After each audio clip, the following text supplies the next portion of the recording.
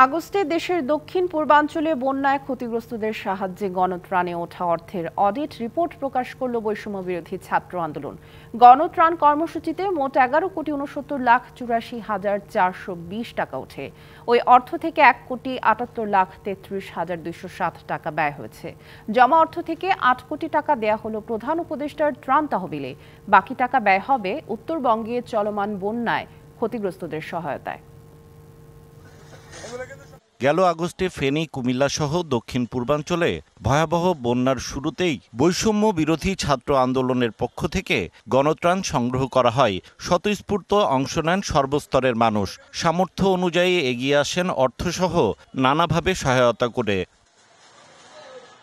বন্যার পানি নামার পর প্রশ্ন ওঠে গণত্রাণের টাকার হিসাব স্পষ্ট করার।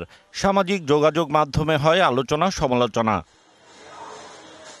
এনজিওর কিস্তি প্রথমবার বিকাশ পেমেন্ট করলেই 20 টাকা ইনস্ট্যান্ট ক্যাশব্যাক।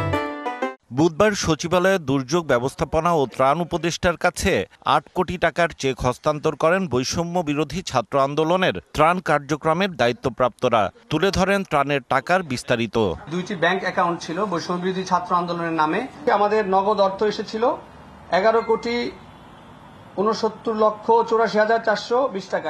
আমরা সিদ্ধান্ত নিলাম হচ্ছে আমাদের কাছে যে পূর্ব উত্তোলিত যে টাকাটা আছে সেই টাকাটা আমরা একটা অংশ, বৃহৎ একটা অংশ প্রধান উপদেষ্টা ত্রাণ তহবিলে দিব।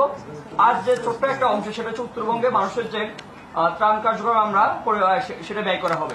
এ নিয়ে বন্যার্তদের পুনর্বাসনে প্রধান উপদেষ্টা ত্রাণ তহবিলে জমা অর্থের পরিমাণ দাঁড়ালো 91,43,28,000 টাকা।